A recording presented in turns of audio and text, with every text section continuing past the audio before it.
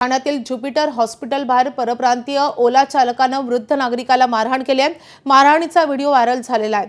रस्त्यात थुंकू नको असं वृद्धानं सांगितल्यानं ओला चालकाला त्याने सांगितल्याचा राग मनात धरत ओला चालकानं वृद्धाला बेदम मारहाण केली आहे। दोन्ही शिवसेनेच्या पदाधिकाऱ्यांनी त्या ओला चालकाचा शोध घेत त्याला चोप दिलाय।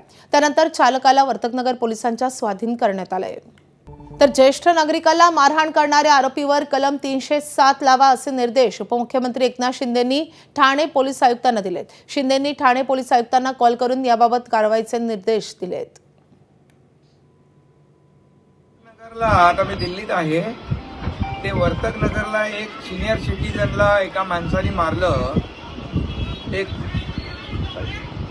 केला चांगला धुपटा, त्याच्यावर त्याला फ्रॅक्चर केला, त्याच्यावर 307 कलम दाखल करून टाका इमिजिएट। म्हणजे परत कोणी अरे त्याच्या मिसेसच्या समोर तो मारतोय आणि कचरा का टाकला म्हणून विचारलं म्हणून हा तुमको नको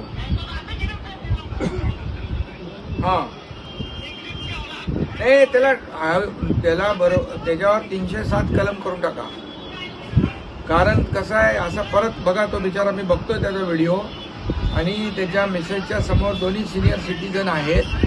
असं जर झालं तर काय कोणी म्हणजे कचरा टाकू नये, तुंकू नये असं म्हणणं गुन्हा आहे का? आणि त्याच्या हातात काहीतरी वरून काहीतरी घेत होता, याला दगड बिगड मारला असता तर तो मेला असतो ना। तर ते अटेम्प्ट टू मर्डर लावून टाका त्याच्यावर।